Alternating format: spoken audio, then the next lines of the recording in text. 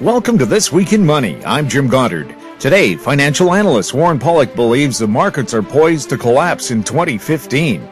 Bankruptcy trustee Harold Saunders tells us low interest rates are encouraging people to live beyond their means.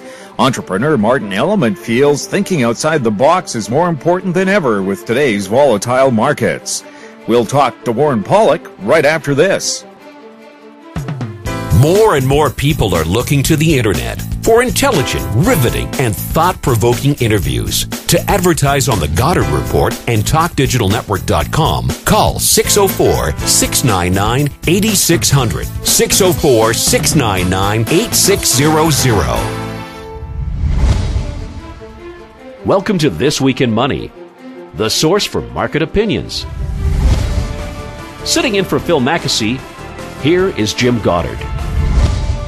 My guest is Warren Pollock, longtime financial analyst. I was asking, what kind of a title would you give yourself? And after about a minute and a half, you've done it all. Well, pretty much. Thanks for having me today. I guess, I've been featured on Howe Street for many years. Also, Max Kaiser's show.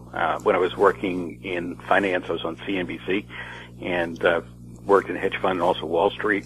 I've invested in Canada and also here in the United States, and it's great to be on Howe Street. Today we're going to talk about gold, U.S. government, the government that doesn't want to do anything, it seems. And where do we go from there? Where do you put your money when we don't even know it's going to happen to the biggest country in the world? That's right. So is gold a good place to go? Well, that's why I wanted to talk about gold today. I mean, I was talking about gold on Howe Street, I think when it was $278 an ounce, and I think we've watched it go up all the way to $1,900 an ounce and change. But when it was $278 an ounce, you couldn't get anyone to buy gold. I was talking to people like Jim Sinclair and also to the international forecaster as well, and all the people that were in the gold community from the last boom that occurred around the time of Richard Nixon. But when we're talking about gold really transcends uncertainty. So when people always talk about gold, many times they make the mistake of talking about price. But really, gold transcends uncertainty.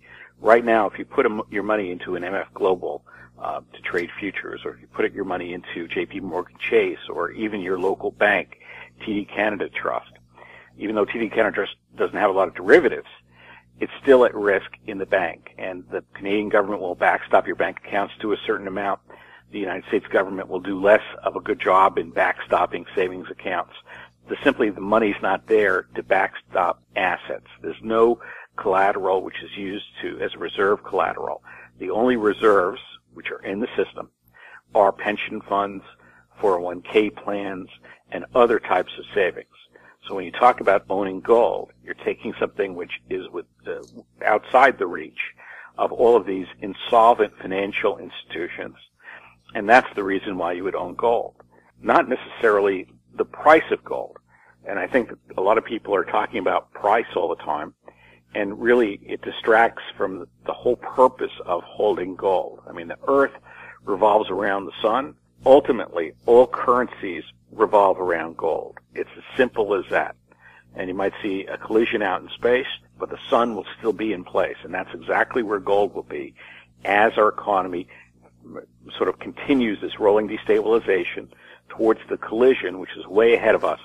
And it's going to occur and be obvious, I think, to people. The collision, where we're going, is going to be very obvious around October of 2015. I'm pretty certain that that is an inflection point in that time frame for several reasons. First, for cyclical reasons, because we could look at the long wave, and when you look at people like W.D. Gann, you look at other people who've studied cycles, 2015 and the end of that year is an inflection point as far as the major cycles is concerned.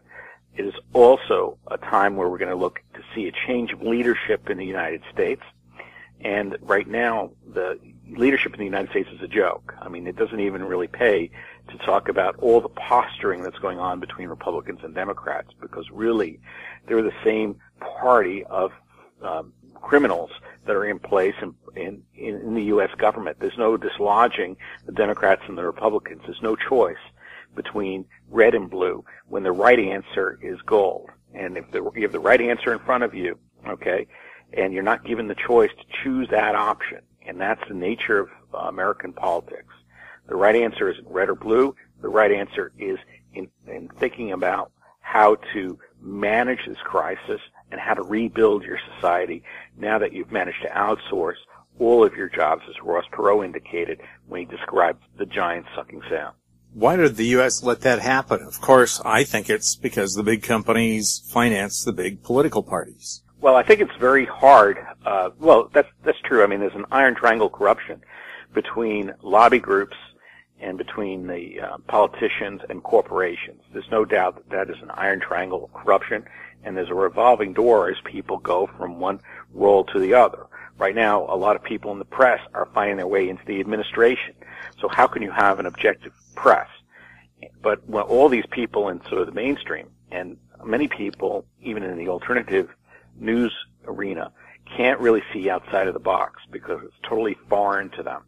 So when people are describing what's happening, they're trying to find things in the news and ideas that are accepted, let's say Austrian economics or Keynesian economics, and none of these sort of conventions really talk about where we're going, because generationally we have not seen what we're going into around 2015, late 2015.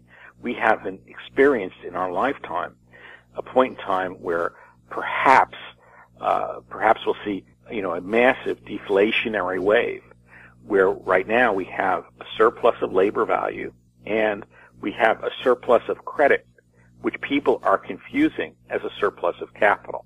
And really, right now, there's no place where you could put your money in to generate a yield that's adjusted for risk. When many people badmouth gold, they say, well, you buy the gold and it never will give you a return. Well, guess what? On a risk-adjusted basis, even a zero-rate return is a good deal if you're holding gold. Because let's say you bought one of these high flyers, Amazon or Tesla or one of these other companies. Could they actually have the kinds of earnings to justify the risk that you would have to buy the stocks?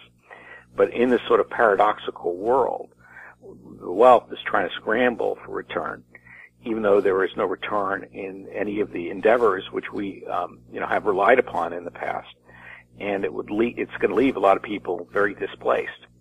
So I don't know if I'm being organized enough in my talk, but all I see is that come the end of 2015, we're going to see a time where many people are going to realize that they don't have a place in our society to work. They're going to find out that their savings has been stolen because of the collapse of debt, and also they're going to be scrambling, for survival. When you look at things like Obamacare, it doesn't create more health care. Initially, it creates more demand for health care as people are going to try to get health insurance, and they're going to pay between $7,000 and $12,000 a year. That's a lot of money for someone earning $30,000 a year, and they're going to, get free health care, which is going to cost them $7,000 to $12,000, not free at all. But if you have hundreds of the whole concept of the way they're doing socialized health care in the U.S. totally foreign to Canadians. Well, I would try to explain it, but it's really well, it surreal. is. What's the bill, like 712 pages? I tried to read it. Yeah, what it is basically a simple way to describe it is it's really a $7,000 to $12,000 tax in every American with nothing returned. At least in Canada, there's the integrity to say that you're going to have a provincial and countrywide sales tax, and you're going to get something for it. Here, every system has been polluted by this iron triangle corruption. So when you look at something like Obamacare, it didn't create one more iota of health care. Instead, what it did is it temporarily created more demand, but ultimately it will be one of the factors which is drawing down the wealth of the American people, and it will make health care both more expensive and less accessible.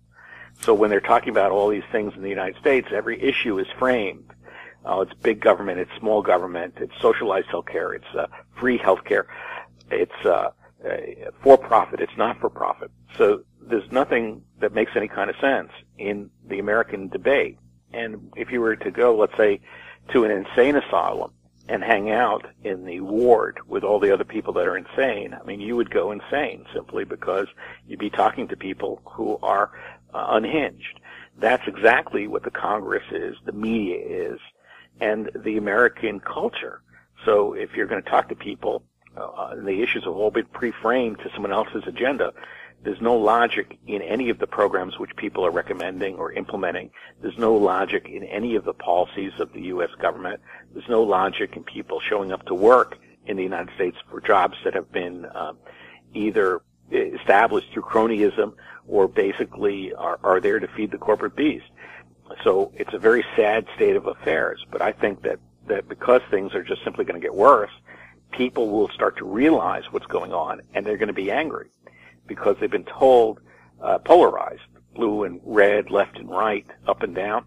And this has create a condition where people don't have the clarity of thought they need to be objective about some of the changes which they're going to have to occur in the country. And these are going to be generational changes, and they're going to be very difficult. But right now, we're in the middle of this looting process in the United States, and that looting process is a precursor to the breakdown crisis. And also the dissonance, and what I mean by that, the dissonance, the fact that people are in denial or they're not recognizing the truth. That is also a late stage indicator that we're going to be moving towards this breakdown crisis.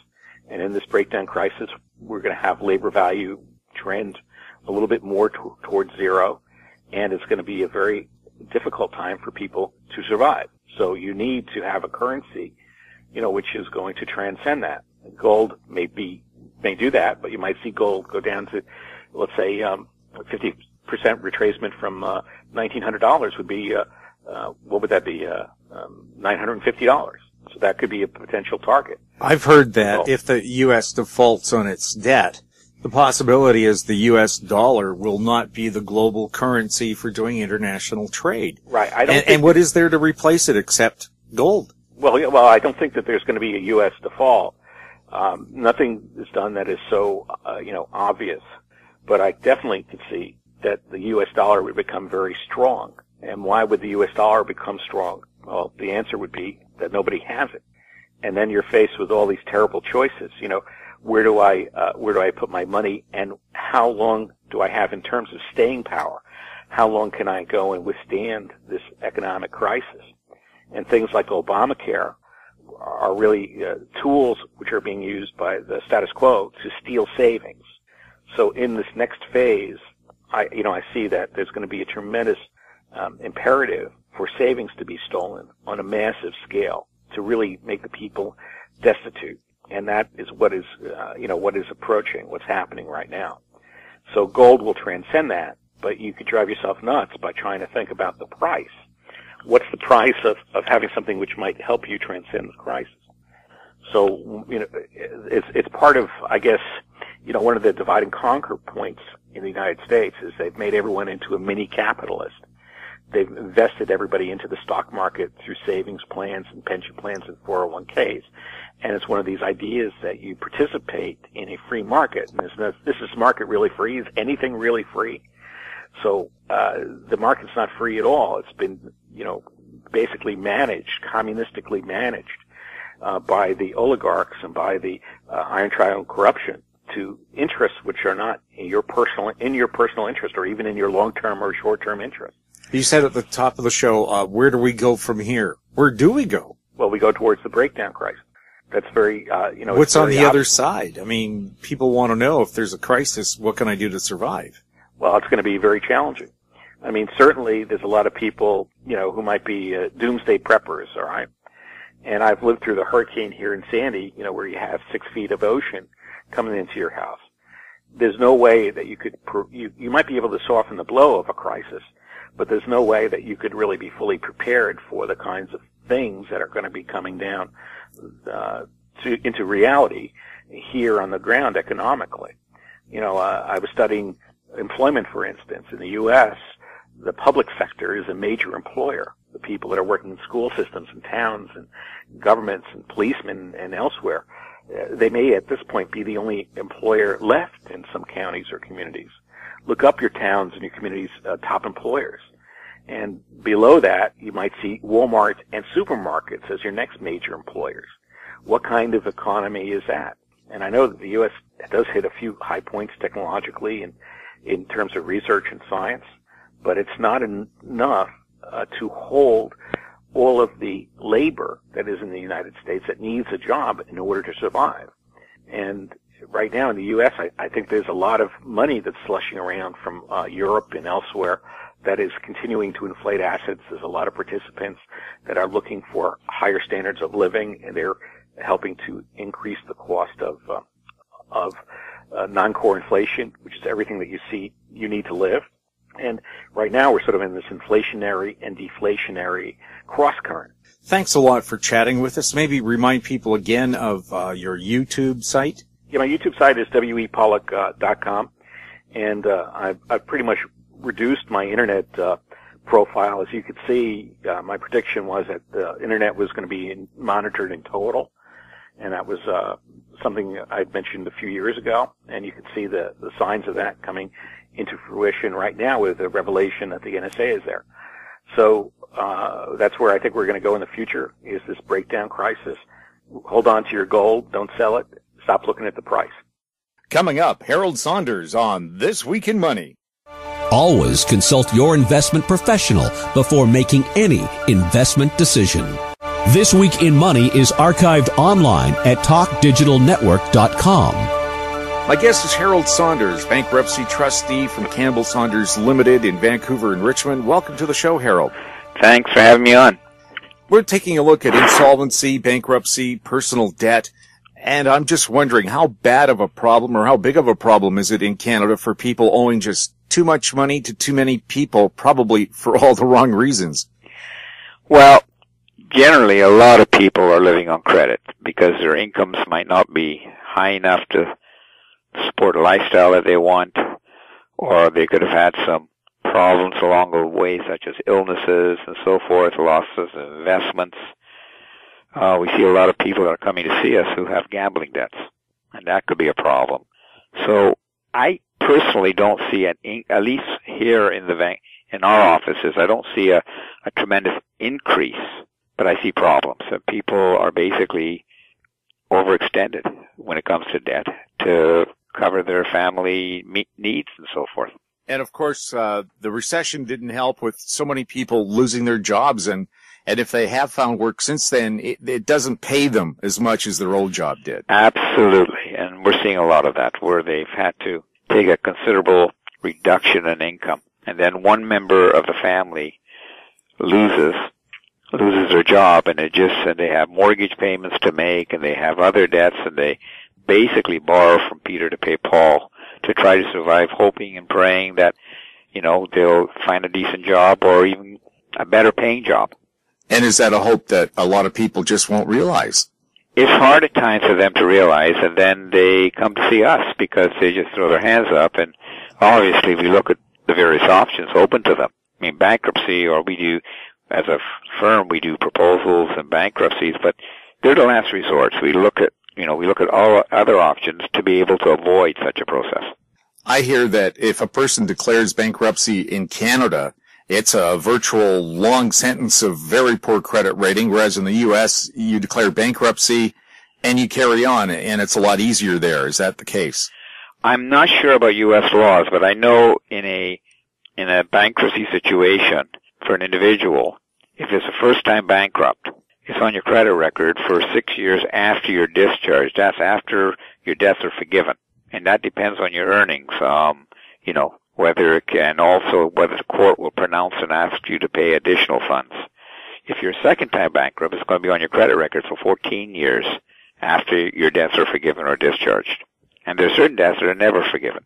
Such as? Court fines, alimony support arrears, debts caused by breach of trust, basically fraud. Also it's if you owe student loans to the federal government, you can't 7 years. If you finish your education within 7 years, and you go bankrupt within that 7-year time frame, then no, they're not automatically forgiven. Or if you do a consumer proposal, the debts aren't automatically forgiven then. It's very important when people come to see us, we say, please confirm with the proper authorities when they have in their records and when they're deemed that you finished your education for the money they lent you for. What's the biggest mistake people make if they think they're on the edge of bankruptcy? Do they just do it, or do they not look at alternatives? I think it depends on the individuals. Some people just go further into debt just to survive. Others obviously look at options to try and how they can honestly. Most people are honest, decent people, and they want to see how can they resolve their problems. So some people, as I said, a bankruptcy is the last option. But there's many other ways and other things they can do. They can turn to family or friends. They can go through a debt repayment program, such as with Credit Counseling Society. They can try to settle their debts on their own privately if they can. They can, and then they, even when they come to see us, if we think there's a better option than either filing a proposal, whether it be a consumer proposal or a bigger proposal or going bankrupt, we counsel them, and that's our job in doing an assessment as to see what's the best route they should go. It's their choice ultimately, but we try our best to at least explain to them what their options are. With very low interest rates right now, are a lot of people better off to say, remortgage their home at a very low rate and pay off all that consumer debt, the credit cards that charge a fortune? It depends on the extent of their debt. I know the CMHC has brought in some new rules as to eligibility. The government is cutting down on these lines of credit mortgages. There's some restrictions on that. The banks are getting a lot tougher now. And just, because they're worried about the real estate market. I mean, the market right now seems to be going through an adjustment. How far down it will go or when it will go up, I don't know if anyone can predict that. So financial institutions, they have their regulations that tell them how much they can lend on the house. They look at the earnings of the individuals and so forth. Can they service the debt? Well, if you can't refinance and you do declare bankruptcy, what happens? What are you allowed to keep? Well, there is an act in British Columbia called the Court Order Enforcement Act. And what that says, if you have a motor vehicle just for personal use, the equity, some motor vehicles are encumbered to credit to lenders and so forth, but if there's equity in that vehicle, over $5,000, you have to pay that if you would go bankrupt. So there's a $5,000 exemption. If the vehicle, like a truck or whatever, is used to earn your living, it's called a tool of the trade, and that exemption goes up to $10,000. If you have furniture and appliances, basically your share is up to $4,000 garage sale value. Your clothing generally is totally exempt. I mean, I always say to people, do you have a $50,000 for a coat or something like that, which nobody usually has. But generally clothing is exempt. No one can touch it. If you have an RRSP, any contributions made within 12 months prior to your bankruptcy is not protected. Anything else beyond that is. Or if it's a life insurance policy, then it may be protected because you have a designated beneficiary as a spouse, a child, or a parent. Just like cash surrender value in a life insurance policy. If it's, your parents or your children or your spouse are the beneficiary, then it is protected against the creditors. So you're not stripped down to wearing a barrel? Absolutely not. The whole idea of the bankruptcy legislation is to enable an unfortunate debtor to get a new start. And a lot of people get their new start in life by being able to, your debt situation will be dealt with. But as I say, we can't, it gives them that chance. Now, there are always going to be cases where people have tried to act, tried to sidestep the law. There's been transfers of assets, when they're in debt and other things like that. And, the legislation covers that, what the trustee could do. I've always wondered, could you sign your home over to your brother for $1? No, that'll be challenged. That will definitely be challenged and looked at. You have the federal legislation that says, if you're dealing within 1 year, it's basically void against, especially to a relative, void against a trustee. We have to go to court and they can fight it, but then it's within 5 years we can challenge it, but we have to then prove insolvency. there's a provincial legislation on the Fraudulent Preferences Act or Conveyance Act, which as trustees I've never really used it, but technically probably could be used, which is also try to recover that. We do have cases like that where there has been transfers. When someone comes to see me and I ask questions and they tell me, I recommend, I'm not a lawyer, I don't have privilege, so I can't strategize. And I do, recommend very strongly that they obtain legal advice as to what issues are and so forth.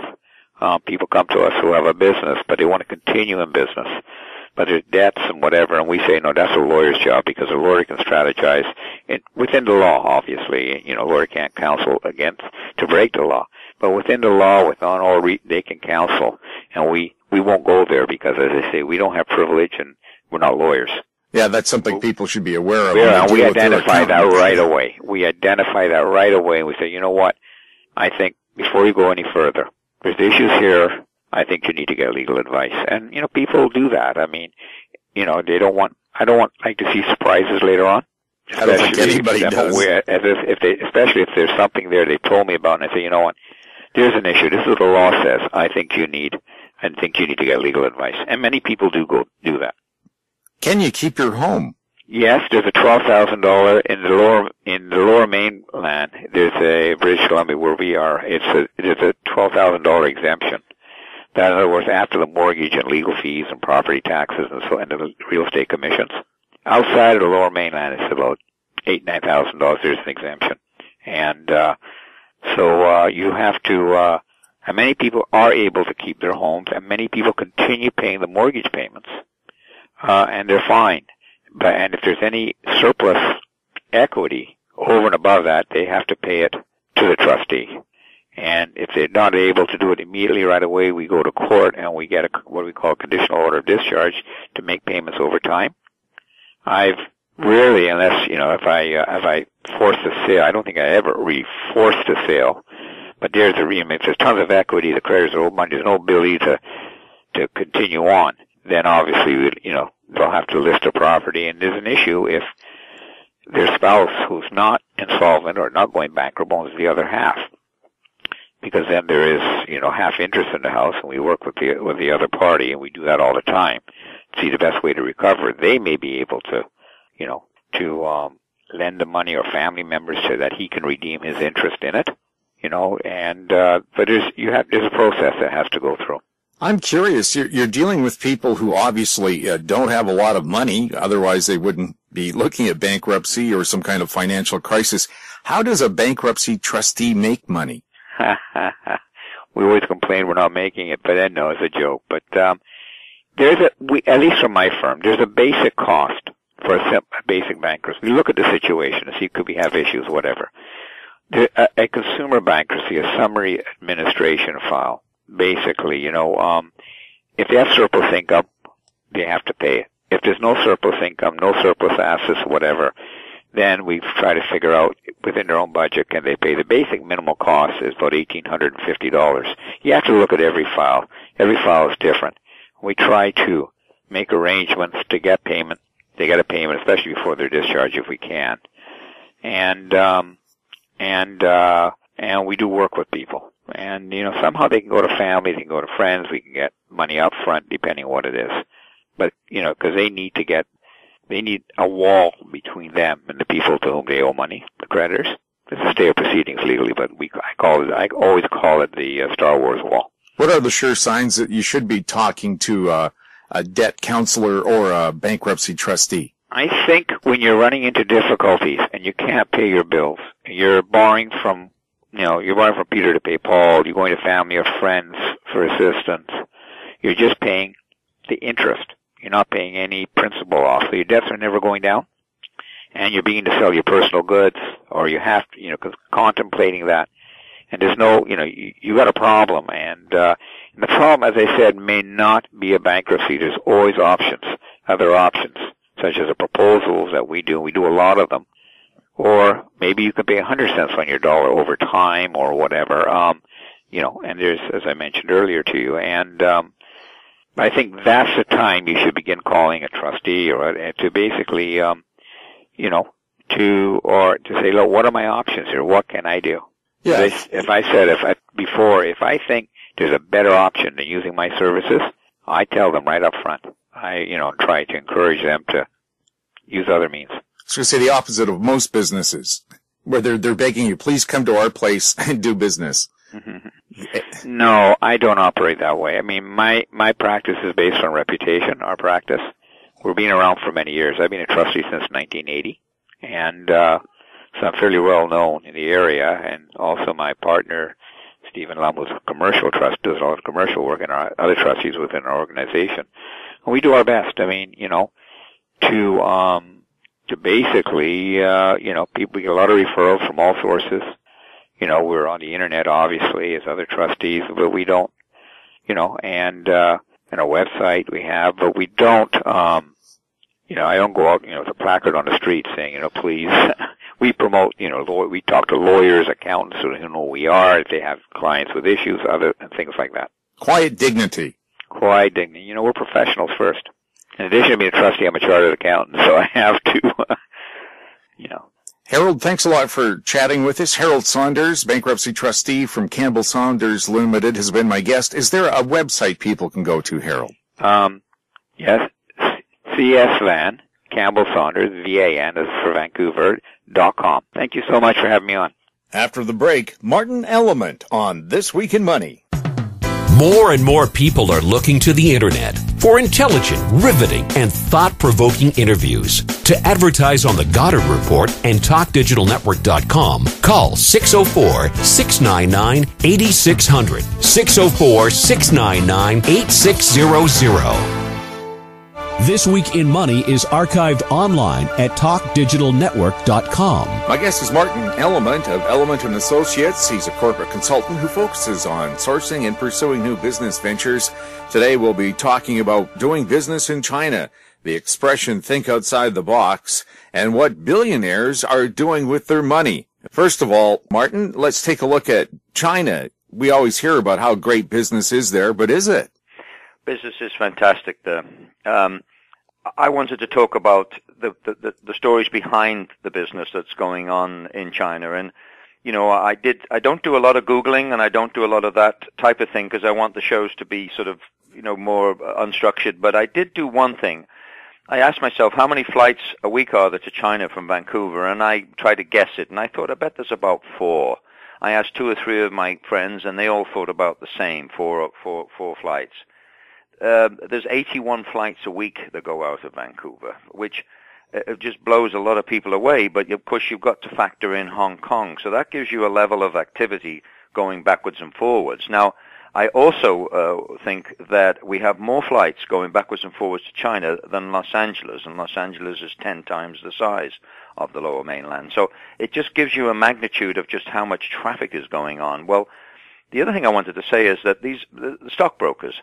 There's some stockbrokers here in the city, money managers that have made it their business over the last 5 years plus to really go backwards and forwards. One friend of mine has actually an apartment at the top of a beautiful building in Shanghai that he of course is doing really, really well. And he's able to sort of steer people into different situations. Malcolm Hasman.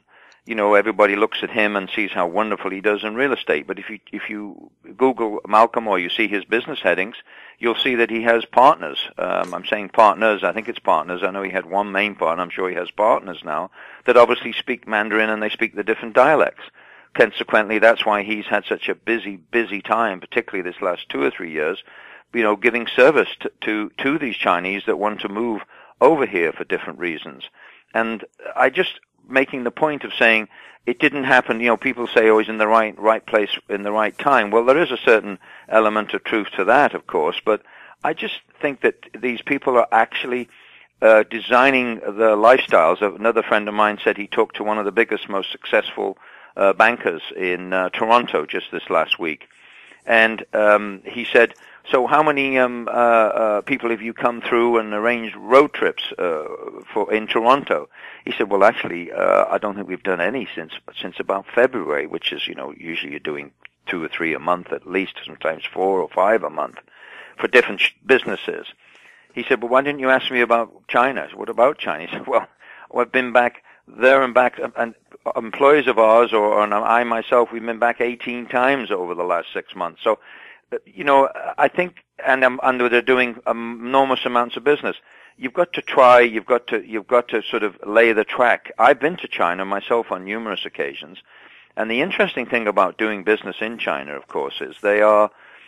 You have these lunches that go on for hours, and you won't talk about anything about the business while you're there. You'll spend the 2 hours meeting with these gentlemen and sometimes the ladies, and all they want to ask you about is your family and talk about their family. And it's a wonderful way of doing business. I know they frustrate a lot because they'll spend a lot of time, a lot of effort, and then at the very end, all of a sudden, it doesn't happen, doesn't come through. But they want to know the person. They want to know the individual. And I think it's refreshing. Americans know you'll have a sandwich and a glass of 7-Up or a Coca-Cola at their office desk, and you bang, bang, bang, bang, bang. No, it is completely opposite to that when you're dealing in China. And I can tell you it is a wonderful way of doing business. And I think it's obviously working out for a lot of people here in the Lower Mainland particularly. and it's not just happening by chance. It's happening by design is the point I'm making. Now so let's... sorry? I was going to say now maybe move on to let's think outside the box and why it's more important now than ever. Well, it is more important than ever to be thinking outside the box. So what I was just going to say was that daughters and sons, I think they need to be thinking about languages. They need to be studying perhaps some of the Chinese languages, and I've got a couple of daughters myself, and I'm thinking along those lines. But yes, thinking outside the box. Well, what I just said is thinking outside the box, planning out loud. The business has changed. It's changed probably 2008 dramatically. And I think if you're not thinking outside the box, you're just not going to make it. And I think I was thinking about examples of that. With these junior, particularly the mining companies at the moment, the lights are getting switched off, and they're going out of business at an attrition rate like I've never seen in my lifetime. And I've never seen as many companies getting consolidators as much in my lifetime. But I saw an example of thinking outside the box or planning out. If you're a small junior and you think that uranium is the area to be in, there's some individuals in town that have put 4 companies together, 4 small juniors, well managed, and each of them has 25% of the action, because in uranium, similar to diamonds, if you have a big discovery, owning 25% can still be a very, very worthwhile number. And what I'm saying is they're linking together and saving costs and resources by having 4 smaller companies. I think you're going to see more and more of that in specific areas. I think as far as investment, we're seeing more and more companies looking at different metals, as we've talked about in the past, lithium. I'm sticking to resource right now, of course. Tungsten. These are all very, very necessary metals. And I am going to be speaking about vanadium next week. I was going to feature it this week, but I had some meetings, and quite frankly, there's so much to vanadium. I'd rather get some more interesting facts about it and go into that next week. So on the resource front, I think you're going to see more and more of these, I think the Wall Street Journal calls them obscure metals. We are seeing more. Silver, gold, yes, there's always silver, gold. But unfortunately, that is so volatile at the moment.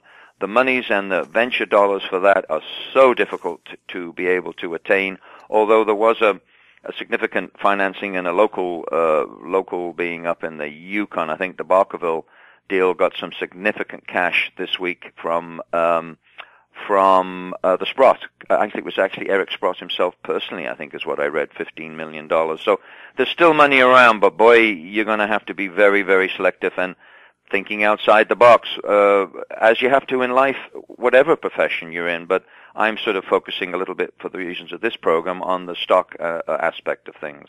Talking about what billionaires are doing with their money. Well, are they playing with their money in a big giant vault somewhere? Well, they all have, it never ceases to amaze, and it's interesting to see once they attain these levels wealth that they like to try and do the impossible. I'm focusing in, and I wanted to put him further in the pack here, but Frank Giusto, when he sold off Yorkton Securities at the height of the market just before the Bre-X debacle, he went into the movie business, and first time through, he didn't find it. He found it very, very tough going, but he kept going on that, and now he, after many, many years and great hardship, but he is now the head of the largest independent movie film company in the world, Lionsgate Entertainment, and that was a complete change from the resource. And what caught my, and obviously Frank has more recently now his passion. One of his big passions is in olive oil, with the Dominica Flora olive oils, which are winning, as I mentioned the other day, a lot of awards. And of course, Frank also, it's a funny expression, but I think it captures it. He became the official major bagman, or the money man, for raising funds for Bill Clinton. And through that, of course, into the hundreds and hundreds of millions, making his own contributions. And that's worked out to be very successful. And, there's been some criticism perhaps that he also was able to do some business dealings intertwined with that. But, to be fair, the man gave almost his whole life to the Global Initiative when he first started on that. And I think to a certain degree, and I'm sure he hasn't abused it whatsoever, I think he has every right to intertwine some things there. But moving on, I noticed just last 2 or 3 weeks that Robert Friedland, another legend in the business, multi-billionaire, he is getting into the movie business, which I thought was ironic. So he's started on that. And then I heard from a good friend that in the last little while, if you see on the internet there now, he's buying up very beautifully laid out boutique hotels in the world and making a hotel chain out of things. So he's still very active on resource, of course, still very, very active, Robert Friedland. Then there's the other, but a lot of the listeners will know the name Doug Casey. Doug Casey, I think, had 7 homes at the last count. When you want to get a hold of Doug Casey, you've got to make a phone call, because you don't want to be calling him on his cell when he's in his beautiful, very large farm estate in New Zealand, of course. But his passion is polo, and I'm pretty certain I'm right in saying he has a polo estate in New Zealand on his great acreages and farming there. He has a major polo situation in Miami, which he is very active there with polo and horses.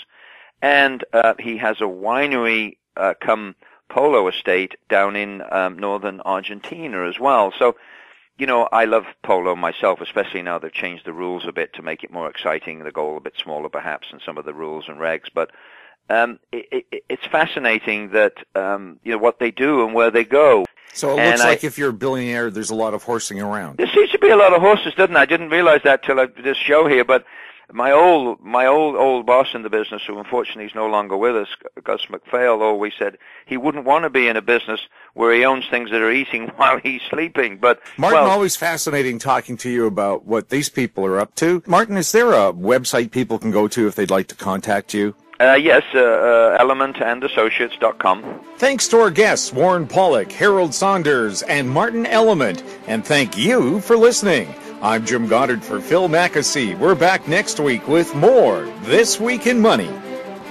This Week in Money is a production of Howe Street Media Incorporated.